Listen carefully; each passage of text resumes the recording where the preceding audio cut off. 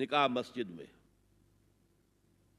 حدیث موجود ہے، ترمذی شریف کی روایت، اعلنوا حاذا النکاح واجعلوہ فی المساجد، نکاح کا اعلان عام کیا کرو، مسجدوں میں منعقد کیا کرو۔ میں حیران ہوتا ہوں کیوں نہیں علماء کرام نے اس کی طرف توجہ دلائی۔ حدیث ہے، ہاں میں مانتا ہوں ان کا کہنا یہ ہے کہ یہ یہاں جو امر ہے کہ مسجد میں منعقد کرو، یہ امر وجوب کے لیے نہیں ہے، استحباب کے لیے، مستحب ہے یہ کہ مسجد میں۔ تو بھائی مستحب کیوں چھوڑ رہے ہو تم؟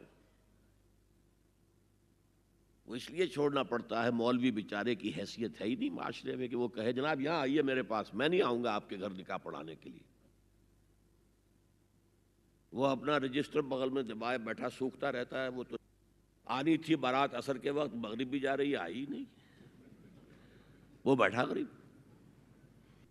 پہلے 20-30 روپے ملتے تھے، اب 200 300 400 ملتے ہیں، اور کیا ہے۔ میں نے انہیں یاد دلایا، دیکھو شرم کرو، عیسائیوں نے آج تک اپنے چرچ کی اور اپنے پادری کی عزت یہ رکھی ہے کہ شہزادے اور شہزادی کی شادی ہوگی وہ بھی پادری چرچ میں آئیں گے۔ شہزادے کی شادی ہو رہی ہے تو جو ان کی پارلیمنٹ کے ساتھ ہے چرچ، وہاں شادی ہوگی۔ وہاں پردہ نہیں ہے، لڑکا لڑکی دونوں آمنے سامنے کھڑے ہو کر قول و قرار کریں گے۔ ہمارے ہاں پردہ ہے تو اس لیے لڑکی کے گھر بھی جائیں گے تو لڑکی تو محفل میں نہیں آئے گی، لڑکی کا ایک وکیل ہوگا، وہ وکیل اجازت لے کر آئے گا، 2 اس کے گواہ ہوں گے، اس کے سامنے اجازت لی گئی، پھر وہ نکاح خواہ کو اجازت دیں گے، وہ نکاح پڑھا دیں گے۔ پہلی بات یہ ہو گئی کہ نکاح مسجد میں۔ نمبر 2، نکاح کے موقع پر کوئی دعوت طعام نہیں، کوئی ثابت نہیں۔ دعوت طعام صرف ایک ہے، وہ ولیمہ ہے، اور اس قدر معقول بات ہے، سب باپ اپنے سینوں پر ہاتھ رکھ کر سوچیں اور میری بات سنیں، کیا بیٹی کو گھر سے رخصت کرنے کا وقت جو ہے وہ خوشی کا وقت ہوتا ہے؟ جب بیٹی گھر سے جا رہی ہو، کوئی جانور بھی آپ قربانی کے لیے، کوئی مینڈھا کو بکرا لے آئیں 8-10 دن پہلے اور بچے مانوس ہو جائیں تو وہ جب آپ ذبح کرتے ہیں تو پچھاڑیں کھاتے ہیں کہ نہیں بچے؟ اور یہ لخت جگر ہے، نور چشم ہے، 18 20 22 برس گھر میں رہی ہے، وہ جا رہی ہے، خوشی نہیں ہے وہاں، صرف یہ ہوتا ہے اے سائی آف ریلیف کہ ایک ذمہ داری کا بوجھ تھا، اللہ نے آج پورا کرا دیا، اتروا دیا بوجھ۔ پھر بھی اندیشہ ہوتا ہے، پتہ نہیں مزاج ملے نہ ملے، نئے ماحول میں جا رہی ہے، وہاں جا کر ایڈجسٹ ہو یا نہ ہو، اندیشے پھر بھی ہوتے ہیں ذہن کے اندر۔ تو ان سے مرغ پلاؤ کھانا اور متنجن کھانا کوئی معقول بات نہیں ہے۔ معقول بات کیا ہے؟ لڑکا، اس کا گھر آباد ہوا ہے، وہ ولیمہ کرے، اس پر باقاعدہ احادیث اولبوا ولو بشاۃ، ولیمہ ضرور کرو چاہے ایک ہی بکری ہو تمہارے پاس، ذبح کرو، کاٹو، کھلاؤ گوشت اپنے دوستوں کو، احباب کو۔ یہاں تک کہا کہ بیسا طعام طعام الولیمہ، برا کھانا ہے ولیمے کا کہ اس میں غریبوں کو نہیں بلایا جاتا۔ ظاہر بات ہے مسلی کھلانے کے لیے تو ولیمہ نہیں ہوتا، اپنے احباب کو، دوستوں کو بلایا جاتا ہے۔ پھر بھی میں تم سے کہتا ہوں کہ جسے ولیمے کے لیے بلایا جائے وہ اگر نہیں جائے گا تو اللہ اور اس کے رسول کے حکم کی نافرمانی کرے۔ تو جس رسول نے اتنی تفصیل سے حکم دیا ہو ایک دعوت کا، وہ دوسری دعوت میں بھی خیر ہوتا میں بیان کرتا۔ جب نکاح مسجد میں اور کوئی دعوت طعام نہیں تو بارات کا تصور خلاص۔ بارات کس بلا کا نام ہے؟ قرآن میں تو کوئی ذکر ہی نہیں، عربی میں یہ لفظ ہی نہیں۔ اجتماع طرفین مسجد میں ہوا، نکاح ہوا، لڑکی کو، حضرت فاطمہ کو رضی اللہ تعالی عنہا، کچھ خواتین جا کر چھوڑ آئی تھی اس حجرے میں جو ایک انصاری صحابی نے حضرت علی کو دیا تھا، ان کا تو کوئی گھر بھی نہیں تھا۔ کوئی حضرت علی آئے ہوں اور آ کر وداع کرا کے لے کے گئے ہوں، کچھ بھی نہیں۔ چوتھی چیز، جہیز کا کوئی تصور اسلام میں نہیں، خالص ہندوانہ رسم، خالص ہندوانہ رسم، خالص ہندوانہ رسم۔ ہندوؤں میں کیوں ہے؟ وہ اس لیے ہے، معقول بات ہے، کہ لڑکی کا وراثت میں کوئی حصہ ہے ہی نہیں. وہ تو جب گھر سے نکل رہی ہے کوئی دے دلا کے رخصت کر دو. دان دہیج یہ خیرات ہے، لڑکی کا حق کوئی نہیں ہے گھر پر. اسلام میں تو لڑکی وارث ہے. والد فوت ہوں گے وراثت تقسیم ہوگی، والدہ فوت ہوں گی کوئی ان کی ہے ملکیت وہ تقسیم ہوگی. شادی کے موقع پر کوئی جہیز اسلام میں نہیں، قطعاً نہیں. غلطی سے حضرت فاطمہ کے جہیز کو جہیز کہہ دیا گیا. وہ جہیز کیا تھا؟ ایک پیسہ بھی حضور کے اپنی جیب سے نہیں تھا. اس شادی میں خاص بات کیا تھی کہ دولہا کے ولی بھی حضور ہی ہے. اور کون ہے؟ علی کا کون تھا مدینے میں؟ اور دلہن کے والد بھی حضور ہیں. اب حضور پوچھتے ہیں حضرت علی سے تمہارے پاس مہر دینے کے لیے کچھ ہے؟ عرض کیا میرے پاس تو کچھ نہیں. وہ فقراء صحابہ میں سے تھے. فرمایا مہر تو دینا ہے، تمہارے پاس ایک زرہ ہوتی تھی. جی ہاں زرہ تو ہے. انہوں نے یہ سمجھا زرہ تو جہاد کے لیے ہے، کوئی وہ دولت تو نہیں ہے. فرمایا جاؤ اسے بیچو یا گروی رکھ کے قرض لے کر آؤ. وہ گئے، حضرت عثمان نے خرید لی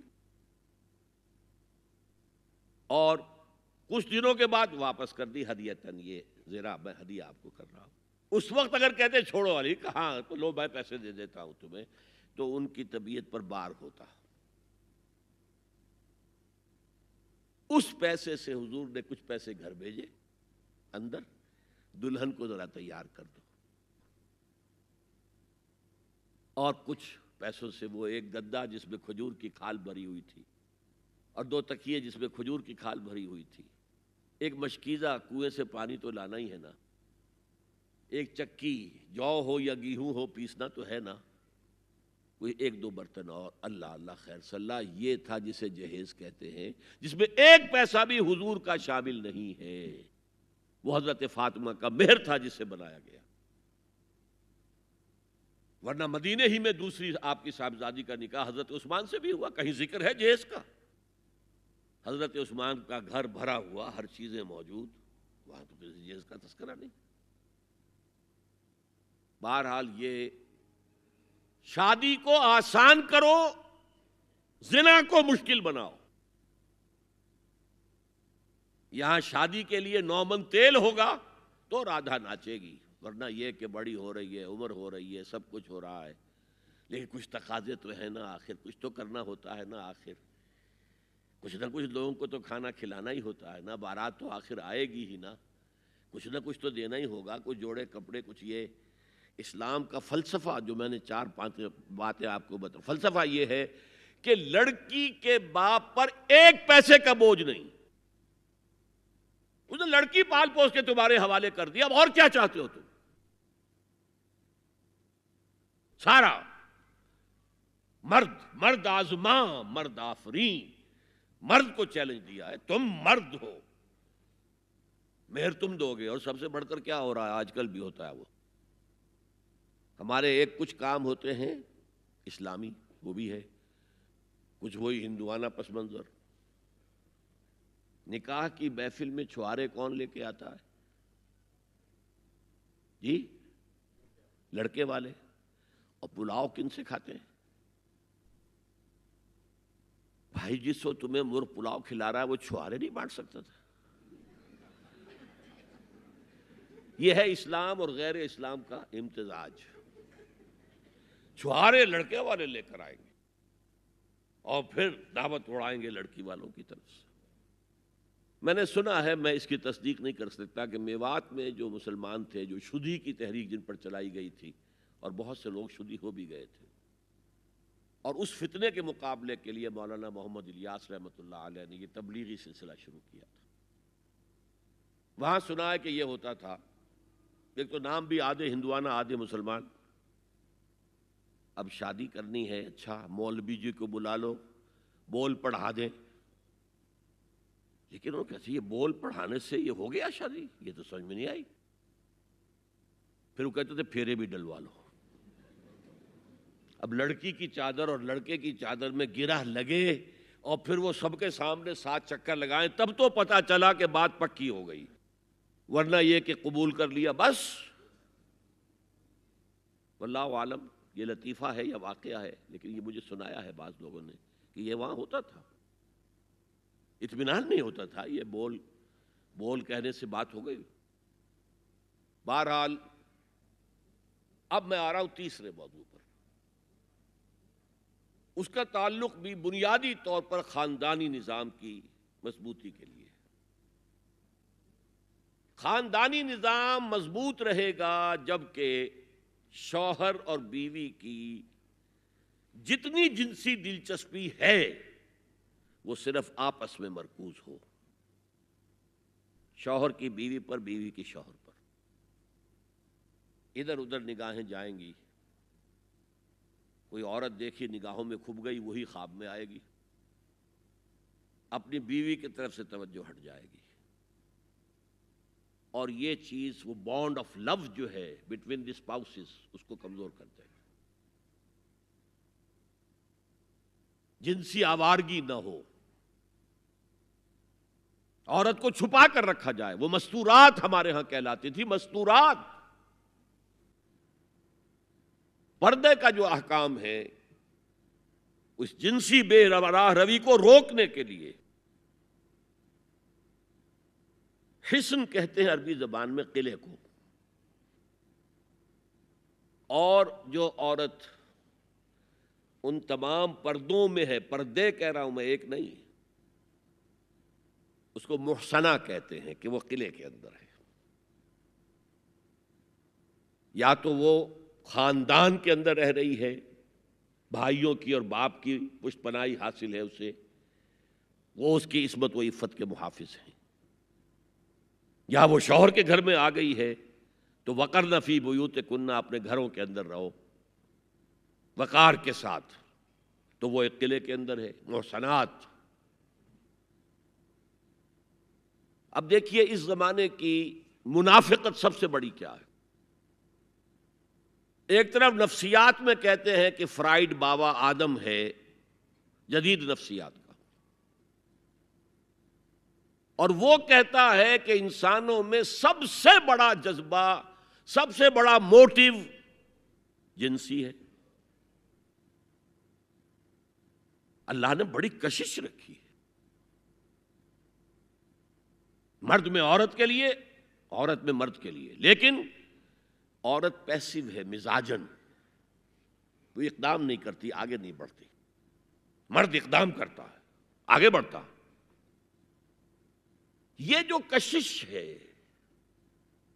اس کے نتیجے میں مرد اور عورت کے درمیان بے حجابی گویا کہ آگ پر تیل ڈالنا ہے، آگ بھڑکے گی۔